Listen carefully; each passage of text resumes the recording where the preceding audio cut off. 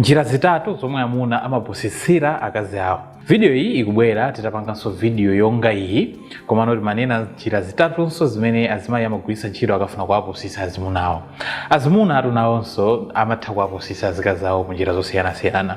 Nthawi zambiri kumpusitsa munthu, kumpanga manipulate munthu kumatha kubisala mkati mwa chikondi. Ena amaona ngati kuti chikondi ndiye kuti ampusitse wa chikondi mzawoyo. Komanso wa chikondi mzawoyo akapanda osapanga zimene akumpusitsazo ndiye kuti iwo amatenga kuti iye uja sakupanga chikondi. Olo sakuonetsera chikondi, olo samakonda, samafunira zabwino ndi zina zambiri. Kodi ma videos awa tukapanga ifwa chani? Tufuna apange cholinga kufuna kupanga create awareness. Awa makhala ma health patterns. And once wapanga recognize utha kuthana nawo mwa msanga. Ndiye tiyambe ndi chinthu choyambirira ndalinakale kuti zilipo zinthu zitatu. Ndizofana naso ndi zimene tinazitchula za akazi zija, and video mutha kuyiweza mu comment section. Azimuna amatha kuwapusitsa azikazi awo kudzera mu njira imene timayitchula kuti emotional manipulation. Amatha kuwapanga manipulate azikazi podzera mu chinthu chimene timati playing the hero. Palito amuna ena amene amafuna aoneke hero kwa mkazi wawo.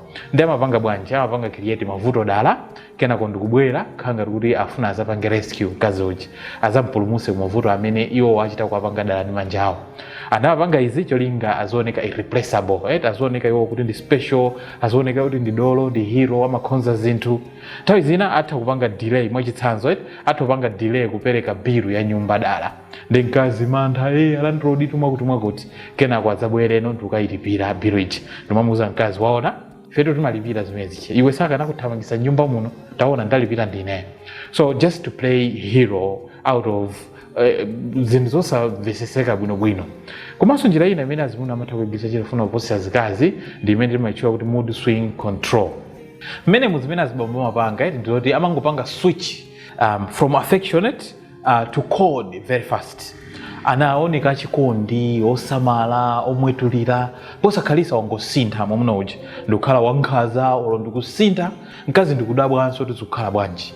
Timakonda kugwiritsa chitsanzo choti kuzima ngati bulb, kuti nthawi inali nthawi akuoneka mwina akupanga treat mkazi kudzera mu njira ina, kena ku bulb ungozima ti wasanduka wankhaza ndi zina zotero.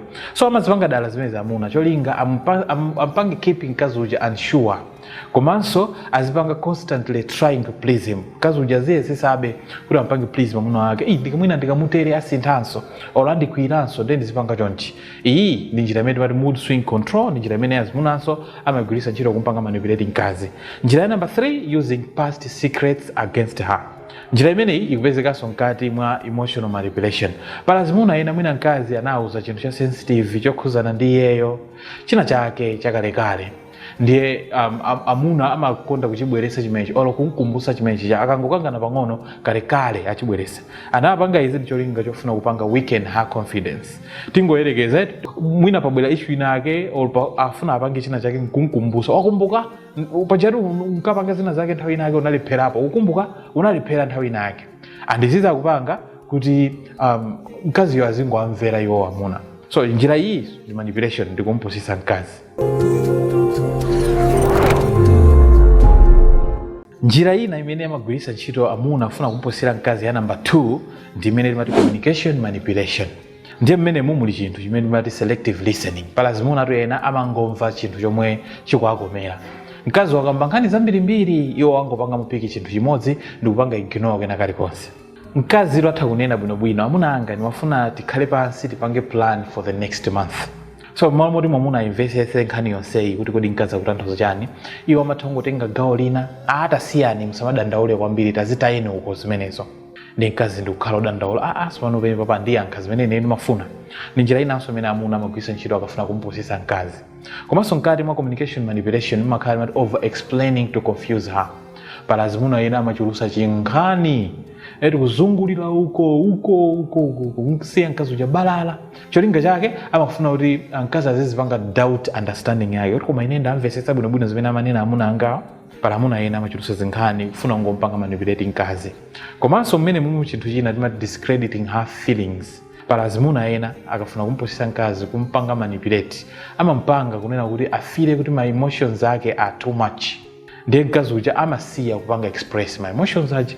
Mwachitsanzo amatumuuza mwina akudandaula zina zake ndi amatumuuza kuti iweyo tu you are too emotional, inu paja mmazitengera nkhani mmaganiza kwambiri. Azimayi ena sangapange zimene mmapangira react inoyo. So iso ni njira ina yopanga discredit ma feelings za mkazi zimene azimuna amazigwirisa ntchito. Njira ya number 3 imene azimuna amagwirisa ntchito kufuna kumposisa mkazi kapena kuti kumpanga manipulate ndi imene timachita behavior and situational manipulation. Menemu muli chinthu chimene timati strategic helpfulness. Azimuna nthawi zambiri amatha kukhala helpful akafuna favor ina yake kuchokera kwa mkazi. Kuchoka uko ndi lero udabwa mkazi so kuchita kudabwa chochitika nchiyani, kumuthandiza kuphika, even amatha kutsuka mbale komana kufuna favor ina yake kuchokera kwa mkazi. Leta one akhazikika ndi kumamuza mkazi, inetu muli ndi 10 pini mundibwereke ndashota angongola ako ndikwenya. Mkazi numadabolo kukoma mtima kuja olo kundithandiza kuziwa nkhani yake imabwera apa. So iso ni njira imodzi yopanga manipulate. Mmene munso muli chinthu chomwe timati financial fogging. Pala zibambo ena atu amene amapanga hide komanso kupanga control ndi kupanga twist information yokhuzana ndi ndalama kwa mkazi wawo. Cholinga amapanga dala kuti mkaziyo akhale azimudalira mwamunayo, akhale dependent on him. So pali nthawi zina zake athamuza mkazi kuti we don't have money, panyumba pano tu sizikuyenda tibe ndalama. Kena kuposa khalisa kumona mwamuna wagula galimoto kaya wagula zovala zina zake zodula. Mkazi numandabo kesa ajanduza kuti alibe ndalama. Ni njira inanso imene amuna amayigwirisa ntchito akafuna kumposisa mkazi wawo. Komanso mmene muli njira ina timati social isolation tactics. Azimuna akafuna kumpanga manipulate mkazi olo kumposisa mkazi amatha kumpanga discouraged kuti asakhale ndi azinzake or asamacheze ndi azinzake kaya asamapange ma hobbies ake amene iyeyo amakonda. And izizi amazipanga dala kuti mkazi uja akakhala ndi support yochepa or akakhala kuti palibe wina aliyense omudalira olora angamutulire nkhawa, the more he controls the narrative. Kuti amunawa ndi amaona ngati kuti security yawo yompangira control mkazi yagona pamene papa. So amapanga discourage zinthu zina kuti mkazi uja azifira lonely and iwo aja azitha kumpanga manipulate ndi kupanga control. Ndi amatha kumuuza usapanga izi or usapita uku. Cholinga akuopa kuti zimene zachi ampanga mkazi ya usiku zija mkazi uja akazinena kwa anthu ena. Lesa afloda akanene iwo akhale in control of the narrative.